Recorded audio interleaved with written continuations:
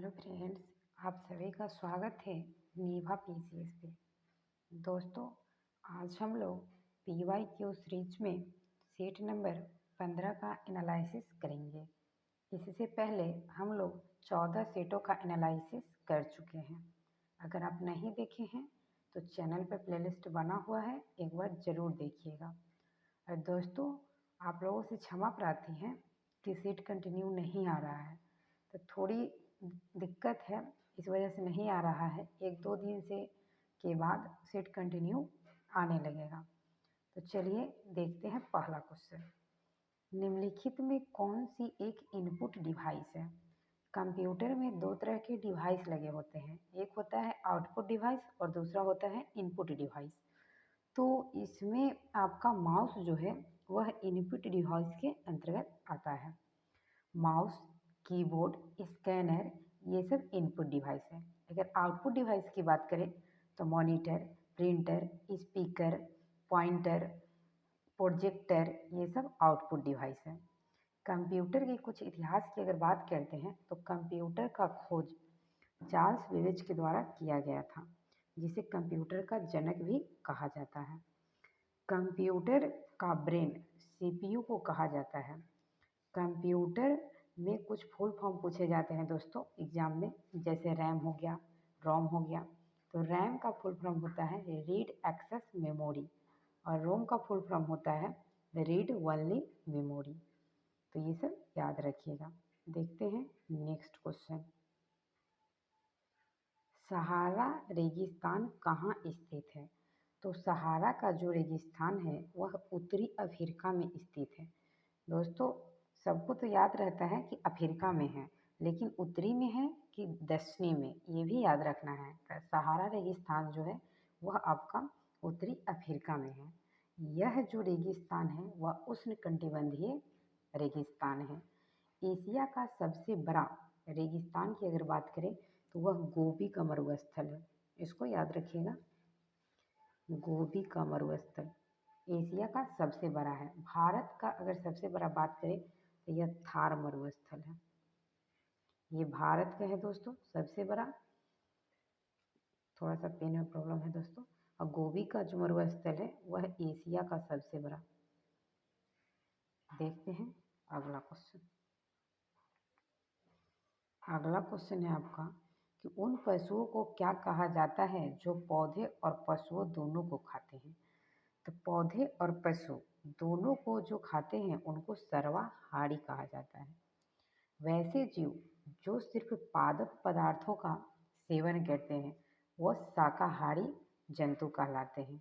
वैसे जीव जो सिर्फ मांसाहारी जंतुओं के द्वारा प्राप्त भोजन को करते हैं उसे मांसाहारी कहते हैं। और वैसे जीव जो पादप और जंतु दोनों का उपयोग करते हैं उन्हें सर्वाहारी कहा जाता है। तो आपका सही आंसर सी हो जाएगा। देखते हैं अगला क्वेश्चन। दोस्तों, जैसे आप लोगों को पता है कि हम जीके जीएस और करेंट का अपडेट करते हैं। और दोस्तों बता देते हैं, ज़्यादा उतना लिखेंगे तो वीडियो काफ़ी लंबा हो जाएगा, तो देखने में असुविधा हो सकती है। लंबा वीडियो को आप नहीं उतना देख पाते हैं, तो कोशिश है कि कम समय में ज़्यादा कंटेंट उपलब्ध कराना। क्वेश्चन नंबर 9 है, अक्टूबर 2020 तक प्राप्त जानकारी के अनुसार किम जोंग उन इनमें से किस देश के सुप्रीम लीडर है? तो किम जोंग उन जो है वह उत्तरी कोरिया के सुप्रीम लीडर है।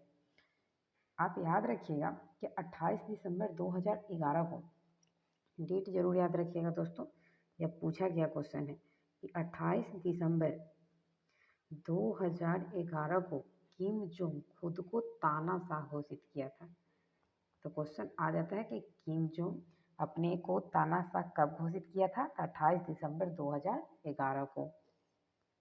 अगला क्वेश्चन है, कंप्यूटर की प्राथमिक मेमोरी कौन सी है? तो कंप्यूटर में दोस्तों दो तरह की मेमोरी होती है, एक होता है प्राथमिक मेमोरी और एक होता है द्वितीयक मेमोरी, जिसको प्राइमरी और सेकेंडरी कहते हैं। प्राथमिक मेमोरी को हम लोग अस्थायी मेमोरी भी कहते हैं, तो इसको भी याद रखिएगा कि प्राथमिक मेमोरी को अस्थायी मेमोरी कहा जाता है।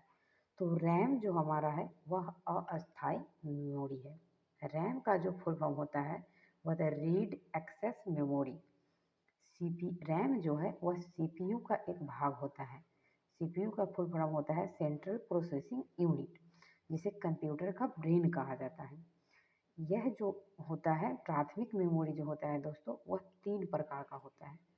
याद रखिएगा कि प्राथमिक मेमोरी 3 प्रकार का होता है।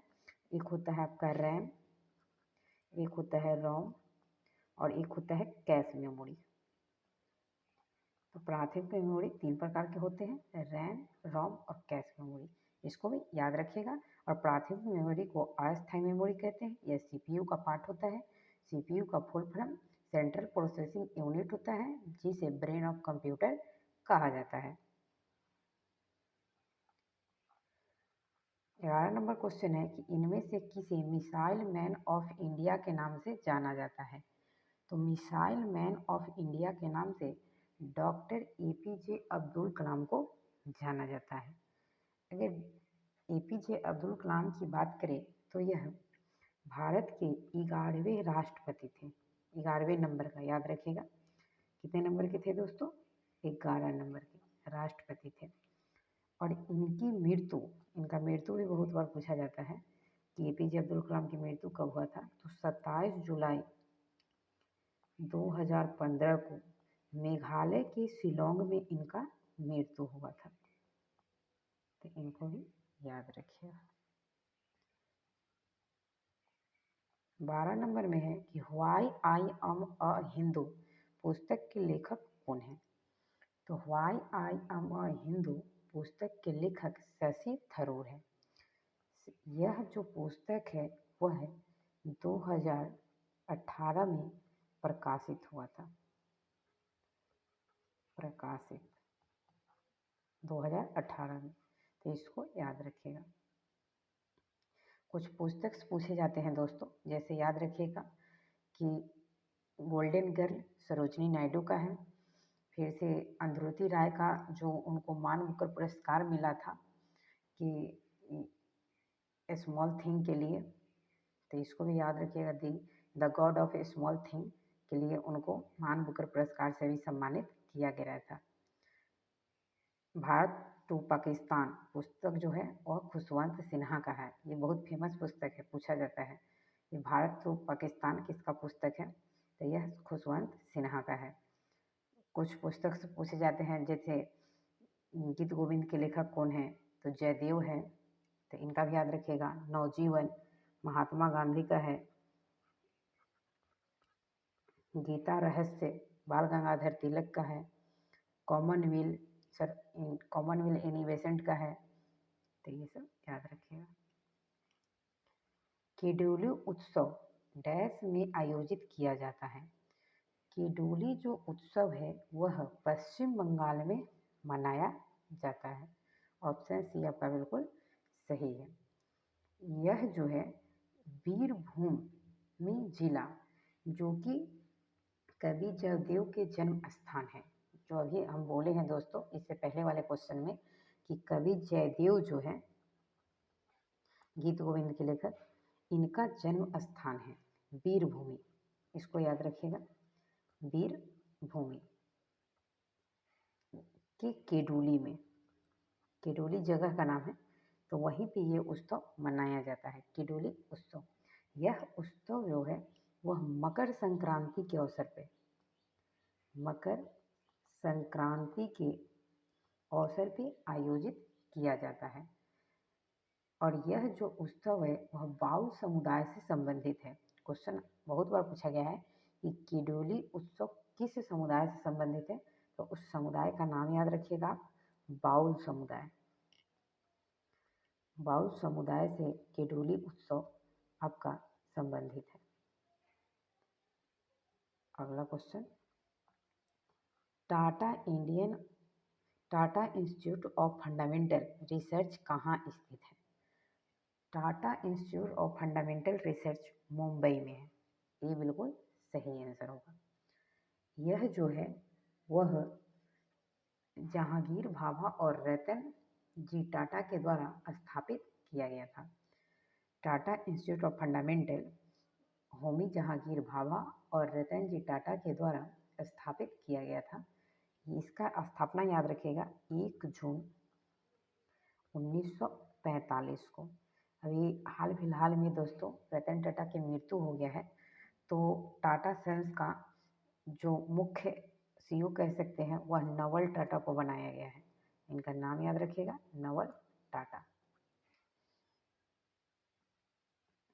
अगला क्वेश्चन है कि Indian council of medical research ने वर्ष डैश तक भारत से मलेरिया को खत्म करने हेतु शोध को प्राथमिकता देने, योजना बनाने और बढ़ावा देने हेतु मलेरिया एलिमिनेशन रिसर्च अलायंस मेरा इंडिया का शुभारंभ किया है। तो यह जो है मलेरिया खत्म करने का टारगेट भारत 2030 तक रखा है दोस्तों, इसको याद रखिएगा। और 2025 टीबी मुक्त घोषित करने के लिए है। सतत विकास का लक्ष्य 2047 तक है और शून्य कार्बन उत्सर्जन 2070 तक। ये कुछ लक्ष्य हैं, इनको याद रखिएगा। अंतर्राष्ट्रीय श्रम संगठन की स्थापना डैश को हुई थी। अंतर्राष्ट्रीय श्रम संगठन जिसको ILO बोलते हैं, Indian labour organisation, international labour organisation, इसकी स्थापना 28 जून 1919 को हुआ था। इसका मुख्यालय जो है वह जिनेवा स्विट्जरलैंड में है, इसको याद रखिएगा। जिनेवा में है, जिनेवा स्विट्जरलैंड में है, इसका हेडक्वार्टर है। और अंतर्राष्ट्रीय श्रम संगठन की स्थापना वर्सराय की संधि के द्वारा हुआ है, याद रखिएगा, वर्सराय की संधि। कभी कभी पूछा जाता है कि किस संधि के तहत हुआ था, तो वर्सराय की संधि 1919 में हुआ था। दोस्तों ऐसा बोला जाता है कि वर्सराय की संधि में ही द्वितीय विश्व युद्ध का बीज निहित था। यह वर्सराय की संधि जो था वह एक अध्यारोपित संधि था। यह जर्मनी के द्वारा स्वीकार नहीं किया गया था, लेकिन इसे जबरदस्ती थोप दिया गया था। अगला क्वेश्चन है 11 अप्रैल से 19 मई 2019 तक की अवधि के दौरान आयोजित हुए लोकसभा चुनाव में कितने चरण थे?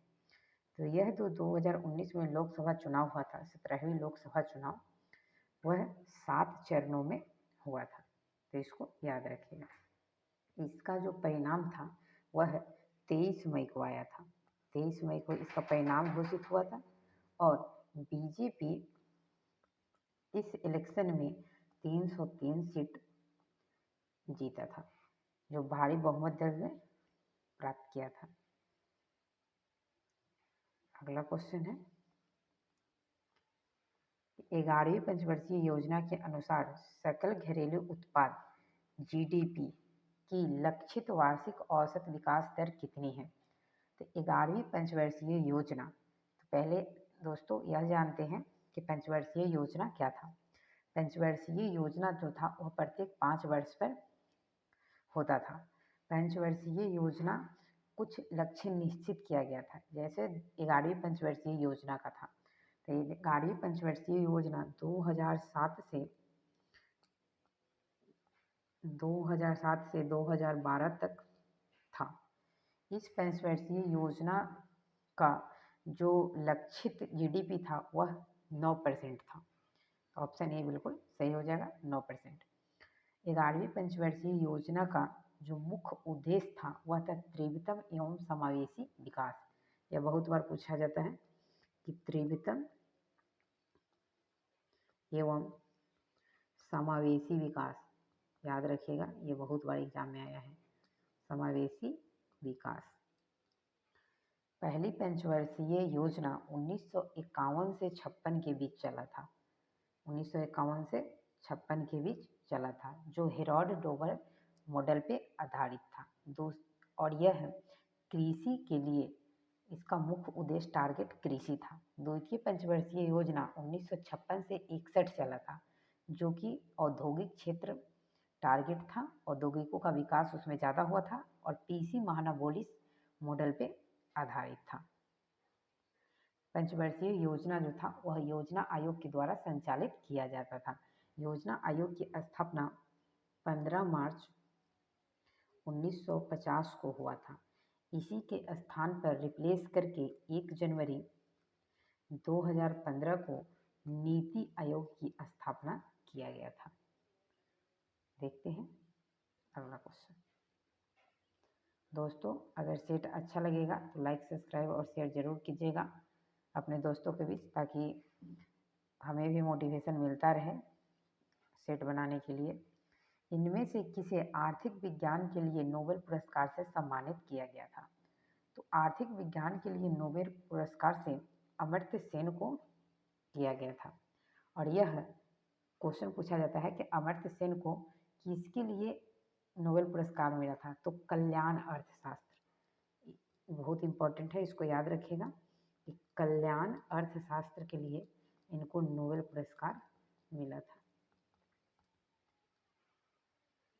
सुकुमार सेन जो थे दोस्तों, वह प्रथम निर्वाचन आयुक्त थे, इलेक्शन कमीशन ऑफ इंडिया।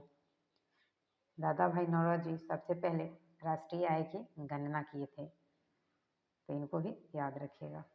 उस समय भारत का प्रति व्यक्ति आय 20 रुपये था।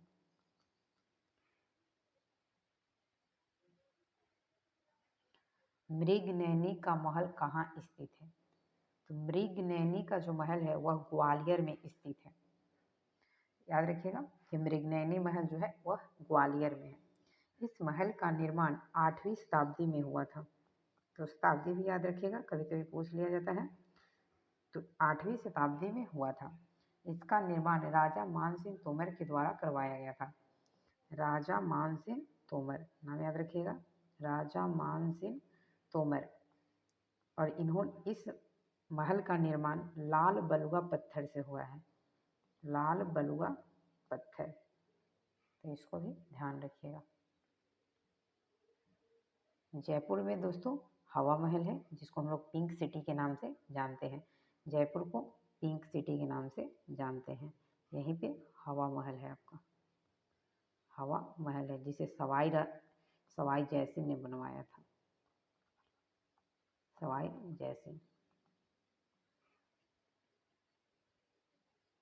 भोपाल त्रासदी कांड जो हुआ था दोस्तों, जिसमें बहुत सारे लेबर मारे गए थे, तो यह हुआ था 3 दिसंबर 1984 के।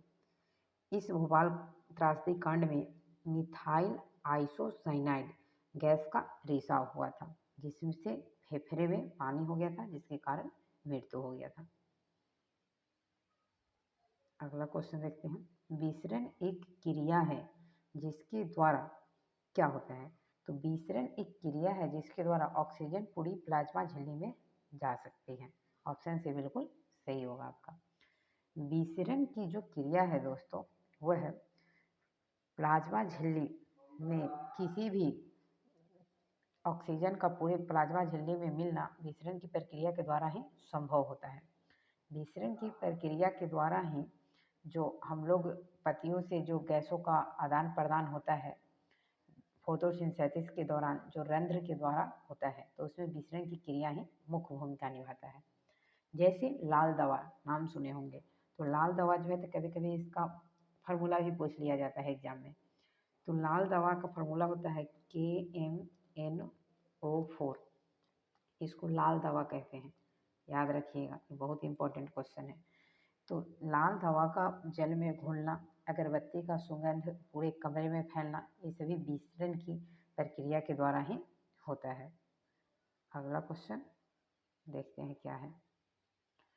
कॉपी किए गए टेक्स्ट को पेस्ट करने के लिए प्रयुक्त शॉर्टकट कुंजी कौन सी है? तो कंप्यूटर में या मोबाइल में दोस्तों, बहुत बार आजकल तो टेक्नोलॉजी का ज़माना है, तो हम लोग मैसेज को भी क्या करते हैं, तुरंत कॉपी करके पेस्ट मार लेते हैं। चाहे किसी भी टेक्स्ट को कॉपी करके क्वेश्चन को पेस्ट मार लेते हैं। तो कॉपी किए जो टेक्स्ट कर लेते हैं उसको पेस्ट करने के लिए कंप्यूटर में आपको Ctrl+V का बटन दबाना होता है। तो कंट्रोल के साथ अगर भी दबाते हैं तो आपका वह पेस्ट हो जाता है। पेस्ट करने के लिए तो Ctrl+V याद रखिएगा। Ctrl+C जो है उसको कॉपी करने के लिए, Ctrl+V को पेस्ट करने के लिए, तो Ctrl+C याद रखिएगा कॉपी करने के लिए। Ctrl+X जो है दोस्तों, तो Ctrl+X का हम लोग कट करने के लिए करते हैं। अब Ctrl+P की अगर बात करें तो इसे हम लोग प्रिंट करने के लिए करते हैं। ये कुछ शॉर्टकट कुंजी है। एक वयस्क मानव हृदय का औसत वजन कितना होता है? तो जो वयस्क यंगेस्ट मानव होते हैं उनके हृदय का वजन औसत पूछा जा रहा है, एवरेज कितना होता है? तो 300 ग्राम। एवरेज वजन जो होता है वह 300 ग्राम होता है। हमारा हृदय जो है वह एक पेशीय अंग है। ये क्वेश्चन बहुत बार आया है कि हृदय जो है हमारा कैसा अंग है? तो यह पेशीय अंग है, इसको याद रखिएगा। हृदय पेशीय अंग है। और फीमेल की अगर बात करें तो फीमेल का जो हार्ट का वजन होता है वह 250 से 300 ग्राम के बीच होता है। और मेल की अगर हम लोग बात करें तो मेल का 300 से 350 ग्राम होता है। तो यहाँ पे एवरेज पूछा जा रहा है, तो एवरेज 300 ग्राम। एवरेज का मतलब ही होता है जो दोनों में कॉमन हो। तो 300 300 दोनों में कॉमन है, तो एवरेज 300 ग्राम मनुष्य का हृदय का वजन होता है। अगला क्वेश्चन देखते हैं। इनमें से किसने पहली बार यूनाइटेड नेशंस शब्द का इस्तेमाल किया था? United nation, UN. तो फ्रैंकलिन जे रूजवेल्ट। फ्रैंकलिन डी रूजवेल्ट जो थे वह अमेरिका के राष्ट्रपति थे। इन्होंने सबसे पहले यूनाइटेड नेशन शब्द का इस्तेमाल किया था। यूनाइटेड नेशंस की स्थापना, जिसे हम लोग लीग ऑफ नेशन के नाम से भी जानते हैं, कि स्थापना 1920 में हुआ था। तो याद रखिएगा कि लीग ऑफ नेशन की स्थापना 1920 में हुआ था। फ्रैंकलिन जे रूजवेल्ट जो थे, इन्हीं के द्वारा यह प्रस्ताव लाया गया था कि यूनाइटेड नेशन की स्थापना किया जाए। तो यूनाइटेड नेशन का मुख्य उद्देश्य था कि भविष्य में प्रथम विश्व युद्ध के बाद भविष्य में कभी दूसरा विश्व युद्ध न हो, इसके लिए स्थापना किया गया था। लेकिन भविष्य में दूसरा विश्व युद्ध हो जाने के कारण लीग ऑफ नेशन असफल हो गया और द्वितीय विश्व युद्ध के बाद 24 अक्टूबर 1945 को, याद रखिएगा, 24 अक्टूबर 1945 को यूएनओ, यूनाइटेड नेशन ऑर्गेनाइजेशन की स्थापना हुआ था। तो इसको याद रखिएगा। अगला क्वेश्चन देखते हैं। और इनकी मृत्यु का भी डेट कभी कभी पूछ लेता है कि फ्रैंकलिन जे रूजवेल्ट का मृत्यु कब हुआ था। तो यह 12 अप्रैल 1945, डेट याद रखिएगा। 12 अप्रैल 1945 को इनका मृत्यु हो गया था। अगला क्वेश्चन है कि भारतीय राष्ट्रीय कांग्रेस के डैश अधिवेशन में भारतीय राष्ट्रगान पहली बार गाया गया था। तो भारतीय राष्ट्रीय कांग्रेस की 1911 के कलकत्ता अधिवेशन में सबसे पहले राष्ट्रगान को गाया गया था। यह जो अधिवेशन था वह 26वां अधिवेशन था, याद रखिएगा। इसका इम्पोर्टेंट है क्योंकि राष्ट्रगान है, तो इससे बहुत सारे क्वेश्चंस बन सकते हैं। यह 26वां अधिवेशन था और यह अधिवेशन कोलकाता में हुआ था। तो इसको भी याद रखिएगा कि यह अधिवेशन कोलकाता में हुआ था। और इसकी अध्यक्षता की बात करें तो बीसन नारायण धर इसकी अध्यक्षता जो किए थे, उनका नाम जरूर याद रखिएगा, बीसन नारायण धर। 1911 के कलकत्ता अधिवेशन की अध्यक्षता किए थे। जनगण मन सबसे पहले 1912 में भारत भाग्य विधाता, याद रखिएगा कि भारत जो है, चाहे भाग्य विधाता शीर्षक से इसको प्रकाशित किया गया था। तो सबसे पहले 1912 में प्रकाशित हुआ था और इसके जो लेखक थे उनका नाम याद रखिएगा, रविन्द्रनाथ टैगोर। 1909 में जो हुआ था वह मार्ले मिंटो, याद रखिएगा, मार्ले मिंटो सुधार हुआ था। अगला क्वेश्चन देखते हैं। चंद्रमा पर उतरने वाला पहला अंतरिक्ष यान कौन सा था? तो पहला अंतरिक्ष यान की अगर हम लोग बात करें जो कि चंद्रमा पर उतरा था वह था अपोलो 11। अपोलो 11 जो था वह अमेरिका का चंद्रयान मिशन था जो 26 जुलाई 1969 को, डेट याद रखिएगा, 26 जुलाई 1969 को चांद की सतह पे पहुंचा था। चांद की सतह पर पहुंचने वाले प्रथम व्यक्ति नील आर्मस्ट्रांग थे। द्वितीय व्यक्ति बज एल्ड्रिन थे, उनका नाम याद रखिएगा, बज एल्ड्रिन। फर्स्ट का नाम तो सबको याद रहता है दोस्तों, बज एल्ड्रिन। और तृतीय व्यक्ति थे माइकल कॉलिंस, इनका भी नाम याद रखिएगा, माइकल कॉलिंग्स। पहला दूसरा सबको याद रहता है, कभी कभी तीसरा अगर पूछ देगा तो माइकल कॉलिंग्स याद रखिएगा। चंद्रमा की सतह पर ही शांत का सागर है जिसे सी ऑफ ट्रांसक्विलिटी के नाम से जाना जाता है। अगला देखते हैं क्वेश्चन, इनमें से कौन सी महारत्न दर्जा प्राप्त कंपनी नहीं है? तो महारत्न दर्जा प्राप्त कंपनी MTNL यह नहीं है। वर्तमान में महारत्न प्राप्त कंपनी की अगर बात करें तो भारत में 14 है, 14वां HAL है, हिंदुस्तान एरोनॉटिकल लिमिटेड। तो इसको याद रखिएगा। अभी हाल ही में 2-3 दिन पहले नवरत्न कंपनी की दर्जा IRTC और एक और को मिला है दोस्तों, तभी वर्तमान में 25वां और 26वां हो गया, यानी कि नवरत्न कंपनियों की संख्या 26 और महारत्न कंपनियों की संख्या 14 हो गया है। अगर हम लोग बात करें तो महारत्न योजना जो था उसकी शुरुआत 2009 में हुआ था, याद रखिएगा। महारत्न योजना इसकी शुरुआत 2009 में हुआ था और नवरत्न योजना जो था इसकी शुरुआत 1997 में हुआ था। तो दोनों फैक्ट्स को याद रखिएगा। नृत्य शैली चेडी की उत्पत्ति किस राज्य में हुई? तो चेडी जो नृत्य है यह हिमाचल प्रदेश राज्य का है। हिमाचल प्रदेश में चेडी का नृत्य होता है। हिमाचल प्रदेश के कुछ और नृत्य हैं जिनका नाम याद रखिएगा। झोड़ा, सुनने में नाम अजीब सा लग रहा होगा दोस्तों। झाली, नाटी, धमान, ये सभी हिमाचल प्रदेश के नृत्य हैं। अगला क्वेश्चन है, ये तो मैथ का क्वेश्चन है दोस्तों। पुरातात्विक स्थल सरकोटदा किस राज्य में स्थित है? तो सिंधु घाटी सभ्यता में दोस्तों एक सरकोटदा शहर था, स्थल था, जो कि गुजरात में स्थित था। याद रखिएगा कि यह गुजरात में स्थित था। इसकी खोज, सरकोटदा की खोज 1996 में जगपति जोशी के द्वारा किया गया था। इनका नाम याद रखिएगा, जगपति जोशी।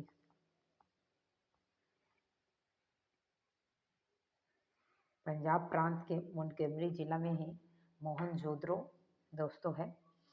बिहार प्रांत है, यहाँ इसमें बिहार में चिरांद था। राजस्थान का भी याद रखिएगा, बहुत सारे स्टेट में सिंधु घाटी सभ्यता के स्थल मिले हैं। लोथल गुजरात में था, जो सिंधु घाटी सभ्यता का एकमात्र बंदरगाह था, जिसे डेकार्ड के नाम से जानते हैं। तो बहुत सारे क्वेश्चंस पूछे जा सकते हैं एग्जाम में। भारत में सिजदा प्रथा किसने शुरू किया था? तो सिजदा और पैबोस नामक दो प्रथाएं गयासुद्दीन बलबन के द्वारा शुरू किया गया था। बलबन के द्वारा यह प्रथा जो था वह शुरू किया गया था और इसकी समाप्ति अकबर के द्वारा किया गया था। शुरू तो बलबन किया था दोस्तों, लेकिन इसकी समाप्ति अकबर किया था। सिजदा और पैबोस क्या था दोस्तों कि इसमें जो राजा थे उनके पैरों को चूमना रहता था। रजिया सुल्तान की बात करें तो यह इल्तुतमिश की बेटी थी, जो 1236 से 1240 तक दिल्ली सल्तनत की शासका थी। दिल्ली सल्तनत की पहली महिला शासका रजिया सुल्तान ही थी। याद रखिएगा, कुतुबुद्दीन ऐबक, जिनको गुलामों का गुलाम कहा जाता था, गुलाम वंश के संस्थापक कुतुबुद्दीन ऐबक थे। इन्हें लाख बख्श के नाम से जाना जाता है। याद रखिएगा, यह पूछा गया है कि लाख बख्श के नाम से किसे जाना जाता है? कुतुबुद्दीन ऐबक को। इन्हें लाखों में दान देने वाला कहा जाता है। अगला क्वेश्चन देखते हैं, स्वतंत्र भारत के पहले गवर्नर जनरल कौन थे? तो स्वतंत्र भारत के पहले गवर्नर जनरल की बात करें तो यह लॉर्ड माउंटबेटन थे।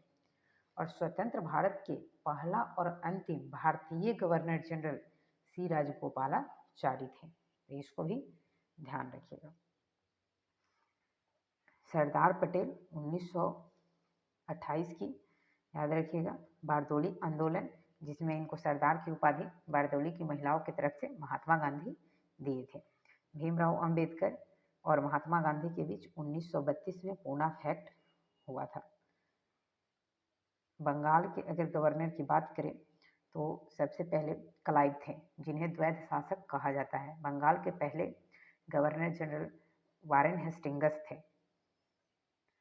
ये सब क्वेश्चन याद रखिएगा। भारत के पहले वायसराय लॉर्ड कैनिंग थे, जिनके शासनकाल में 1857 की महत्वपूर्ण क्रांति हुई थी। यह क्वेश्चन आता है कि 1857 की क्रांति के समय भारत में किसका शासन था, तो लॉर्ड कैनिंग का शासन था। और लॉर्ड डफरिन के शासनकाल में 1885 में कांग्रेस की स्थापना हुआ था। और 1905 का बंगाल का जो विभाजन था वह लॉर्ड कर्जन के शासनकाल में हुआ था। तो कुछ इंपॉर्टेंट घटनाएं हैं, तो उनसे संबंधित गवर्नर जनरल और वायसराय एग्जाम में पूछ लिए जाते हैं। भारत की संविधान सभा की पहली बैठक कब आयोजित किया गया था, तो संविधान सभा की पहली बैठक 9 दिसंबर 1946 को आयोजित किया गया था। संविधान सभा का गठन 1946 में किया गया था। संविधान सभा के द्वारा ही भारतीय संविधान को बनाने का कार्य किया गया था। संविधान सभा में जिसकी पहली बैठक 9 दिसंबर 1946 को हुआ था, तो इसमें अस्थायी रूप से अध्यक्ष सच्चिदानंद सिन्हा को बनाए गए थे। और 2 दिन बाद 11 दिसंबर 1946 को अस्थायी अध्यक्ष डॉक्टर राजेंद्र प्रसाद को बनाया गया। तो इसमें क्वेश्चन आता है कि संविधान सभा के पहले अध्यक्ष कौन थे, तो सच्चिदानंद सिन्हा। यह अस्थायी अध्यक्ष नहीं थे, अस्थायी थे। अस्थायी अध्यक्ष 11 दिसंबर 1946 को डॉक्टर राजेंद्र प्रसाद को बनाया गया। और पंडित जवाहरलाल नेहरू के द्वारा 13 दिसंबर 1946 को प्रस्ताव पारित किया गया, जो आज हम लोगों का प्रस्तावना है। तो उद्देश्य प्रस्ताव को पारित किया गया संविधान सभा में, और इसकी स्वीकृति 22 जनवरी याद रखिएगा 1947 को हुआ था। अगला क्वेश्चन देखते हैं, प्रोटोप्लाज्म शब्द किसने गढ़ा, तो प्रोटोप्लाज्म शब्द जो है और जोहान्स एवेंजेस्ट पुरकिंजे के द्वारा दिया गया था। प्रोटोप्लाज्म शब्द को दिए थे, उनको याद रखिएगा, ये दिए थे कब, 1839 में। डेट भी कभी कभी पूछा जाता है कि पुरकिंजे ने दिया था 1839 में। अगर रॉबर्ट हुक की बात करें तो इन्होंने 1665 में कोशिका का खोज किया था, जो कि एक मृत कोशिका था, जो कॉर्क से प्राप्त किए थे। कॉर्क पेड़ों की छाल से बना था, यह एक लैटिन शब्द था जिसका अर्थ छोटा कमरा हुआ करता है। जीवित कोशिका की अगर बात करें तो जीवित कोशिका की खोज एंटोइन ल्यूमेनहॉक के द्वारा 1674 में किया गया था।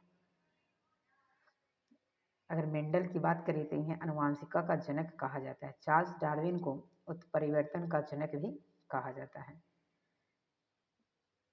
डार्विन ने अपने प्रयोग के दौरान मटर के पौधे का चयन किया था। ये क्वेश्चन भी एग्जाम में आते हैं। इंदिरा गांधी अंतर्राष्ट्रीय हवाई अड्डा कहाँ है, इंदिरा गांधी अंतर्राष्ट्रीय हवाई अड्डा जो है वह दिल्ली में है।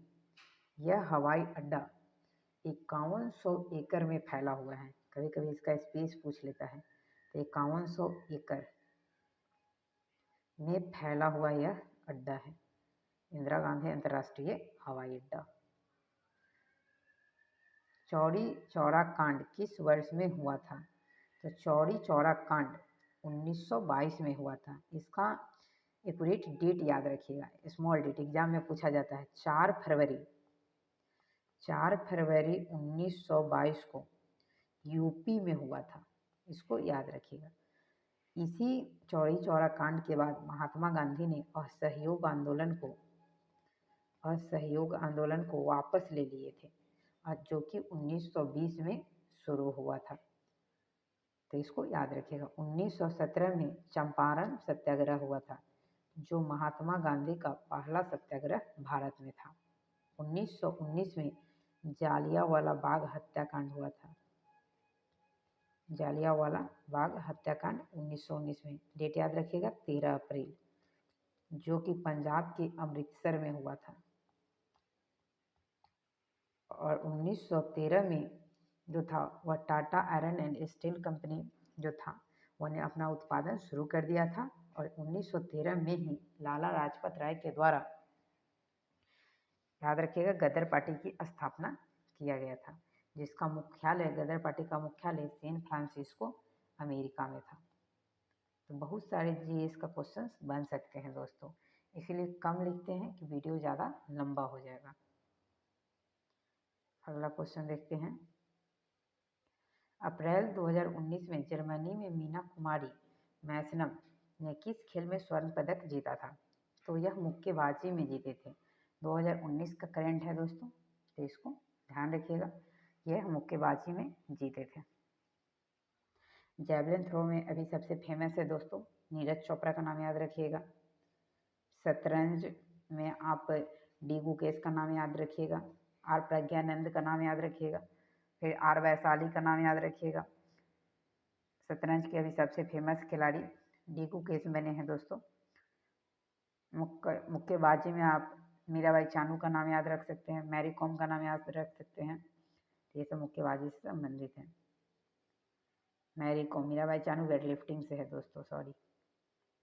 नंदा देवी राष्ट्रीय उद्यान किस राज्य में स्थित है? तो यह उत्तराखंड में है। नंदा देवी राष्ट्रीय उद्यान जो है वह उत्तराखंड में है। इस उद्यान को 1982 में, याद रखिएगा, 1982 में राष्ट्रीय उद्यान की संज्ञा दिया गया था, राष्ट्रीय उद्यान घोषित किया गया था। कामेट, नंदा देवी, ये सब उत्तराखंड में है।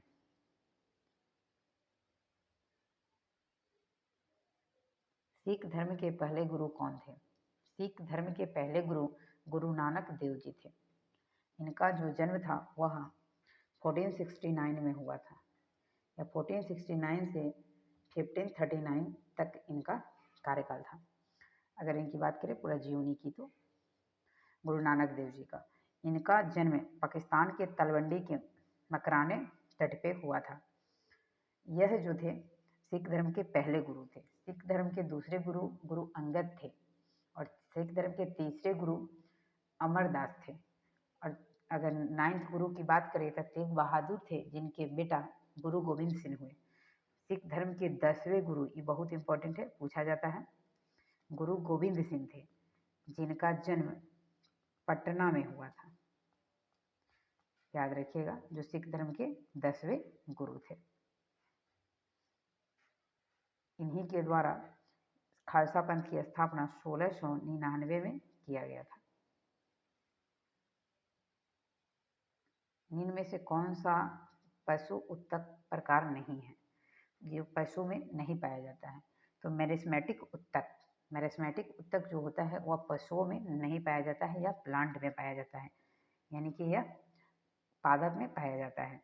त्वचीय उत्तक, एपिथेलियल टिश्यू पाया जाता है। पेशी उत्तक, मस्कुलर टिश्यू, ये भी पाया जाता है जंतु में। संयोजी उत्तक, अगर हम लोग बात करें तो हम लोग का जो स्किन है वह त्वचीय उत्तक का प्रकार है। पेशी उत्तक अभी बताए हैं दोस्तों, जो हृदय है हमारा पेशी उत्तक है। संयोजी उत्तक, संयोजी उत्तक में अस्थि, जिसको हम लोग हड्डी कहते हैं, तो संयोजी उत्तक के अंतर्गत आता है। फिर आपका रक्त हो गया, खून, जो तरल संयोजी उत्तक है। कभी कभी पूछ लेता है रक्त का पीएच मान 7.4 होता है। पीएच मान जो होता है, तो पीएच स्केल जो होता है वह जो होता है पोटेंशियल ऑफ हाइड्रोजन की क्षमता को दर्शाता है। पीएच स्केल जो है उसका खोज सोरेनसन के द्वारा किया गया था, याद रखिए। आरबीआई का मुख्यालय कहाँ स्थित है?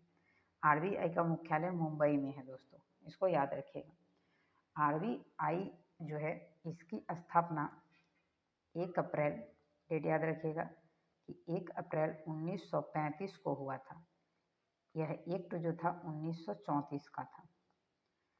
इसकी स्थापना यंग हिल्टन कमीशन, कमीशन का नाम याद रखिएगा, यंग हिल्टन कमीशन या शाही आयोग इसी को कहा जाता है। शाही आयोग की सिफारिश पे हुआ था। पहले इसका जो मुख्यालय था वह कलकत्ता में था, बाद में इसका मुख्यालय मुंबई ट्रांसफ़र किया गया। वर्तमान में भी मुंबई है।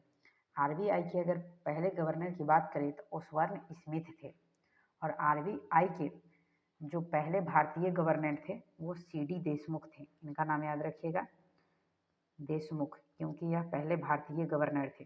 और वर्तमान में अभी आरबीआई के जो गवर्नर है वह संजीव मल्होत्रा हैं, इनका नाम याद रखिएगा। अभी बने हैं दोस्तों कुछ ही दिन पहले। संजीव मल्होत्रा, ये 26वें क्रम के हैं, इनका क्रम याद रखिएगा। इससे पहले 25वें क्रम के जो थे वह शक्तिकांत दास थे, जिन्हें गवर्नर ऑफ द ईयर का पुरस्कार दिया गया था। अगला क्वेश्चन, सार्क के सदस्य देशों की संख्या कितनी है? सार्क जो है उसमें टोटल 8 सदस्य देश है दोस्तों। सार्क की स्थापना 8 दिसंबर 1985 को ढाका में हुआ था, याद रखिएगा, ढाका में। इसका हेड क्वार्टर जो है सार्क का वह काठमांडू में है, काठमांडू जो कि नेपाल की राजधानी है। इसमें टोटल 8 सदस्य देश हैं। सदस्य देश का दोस्तों नाम देखिए क्या क्या है, तो नीचे से दोस्तों याद कीजिएगा तो जल्दी याद हो जाता है और ट्रिक के तौर पे याद हो जाता है। तो मालदीव, श्रीलंका, भारत, पाकिस्तान, अफगानिस्तान, नेपाल, भूटान, बांग्लादेश, ये 8 देश जो हैं वह सार्क के सदस्य देश हैं। सार्क का full form south Asian association for regional corporation होता है, तो फुल फॉर्म भी याद रखिए। नेक्स्ट क्वेश्चन देखते हैं, माइकल ओ डायर की हत्या किस भारतीय क्रांतिकारी ने की थी? तो माइकल ओ डायर जो थे उनकी हत्या उधम सिंह के द्वारा किया गया था। उधम सिंह 13 मार्च, डेट याद रखिएगा, 13 मार्च 1940 को इनकी हत्या लंदन में किए थे। तो याद रखिएगा लंदन का जो था दोस्तों नाम था किंगस्टन हॉल, उसी में माइकल ओ डायर की हत्या किए थे। माइकल ओ डायर ने ही जालियांवाला बाग हत्याकांड में गोली चलाने का आदेश दिया था। माइकल ओ डायर के आदेश से जनरल डायर ने निहत्थे लोगों पर गोली चला दी थी, तो इसको ध्यान रखिएगा। जो कि जालियांवाला बाग हत्याकांड, इससे पहले वाले क्वेश्चन में हम उसको डिस्क्राइब किए थे दोस्तों कि 13 अप्रैल 1919 को पंजाब के अमृतसर में हुआ था। अगला क्वेश्चन, इनमें से किसे आधुनिक वनस्पति विज्ञान का जनक माना जाता है? तो वनस्पति विज्ञान का जनक अरस्तु को माना जाता है। बायोलॉजी का जनक अरस्तु को, फादर ऑफ बायोलॉजी अरस्तु को कहा जाता है। लेकिन अगर वनस्पति विज्ञान के जनक की बात करें और भी आधुनिक वनस्पति विज्ञान के जनक, तो कार्ल लिनियस को कहा जाता है। ऑप्शन से बिल्कुल सही हो जाएगा। कार्ल लिनियस जो थे इनको वर्गीकी का जनक भी कहा जाता है, फादर ऑफ टैक्सोनॉमी। इन्होंने द्वि जगत प्रणाली को दिया था, ये भी याद रखिएगा कि द्वि जगत प्रणाली किसके द्वारा दिया गया था? कार्ल लिनियस के द्वारा। इनकी पुस्तक फेमस है, याद रखिएगा, सिस्टेमा नेचुरी। क्वेश्चन आता है कि सिस्टेमा नेचुरी के लेखक कौन है? तो कार्ल लिनियस। इन्होंने द्वि जगत प्रणाली दिया था। इन्हीं के द्वि जगत प्रणाली को रिप्लेस करके आर.एच. विक्टर के द्वारा 5 जगत प्रणाली दिया गया था, जो वर्तमान में सर्वाधिक मान्य प्रणाली है। एडवर्ड जेनर के द्वारा सबसे पहले चेचक के टीके का खोज किया गया था।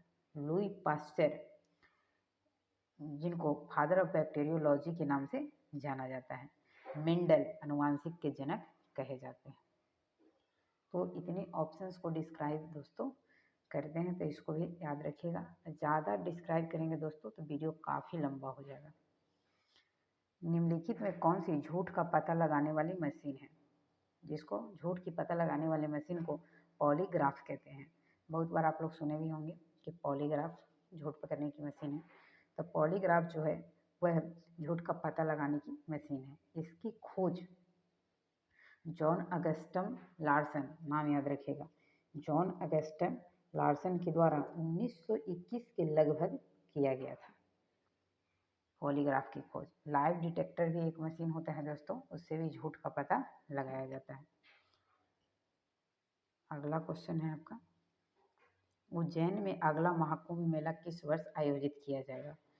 तो अगला जो महाकुंभ मेला होने वाला है वो 2028 में उज्जैन में होगा दोस्तों। 2016 में उज्जैन में पिछला जो हुआ था वो 2016 में हुआ था उज्जैन में। तो प्रत्येक 12 वर्ष पे आते हैं दोस्तों, तो 16 4 20 8 28 हो गया था, 8 4 12 साल पर कुंभ मेला का आयोजन किया गया था। अभी कुछ ही दिन पहले दोस्तों जो आपका 26 फरवरी को खत्म हुआ है महाकुंभ मेला, यह महाकुंभ मेला था। तो महाकुंभ मेले का आयोजन 12 कुंभ मेले के समाप्ति के बाद होता है। तो 12 कुंभ मेले, तब 12 एक कुंभ मेला 12 वर्ष पर लगता है, तब 12 गुने 12 144 वर्ष पर महाकुंभ मेले का आयोजन होता है, जो कि अभी कुछ दिन पहले जो 26 फरवरी को खत्म हुआ है, तो प्रयागराज में आयोजित हुआ था।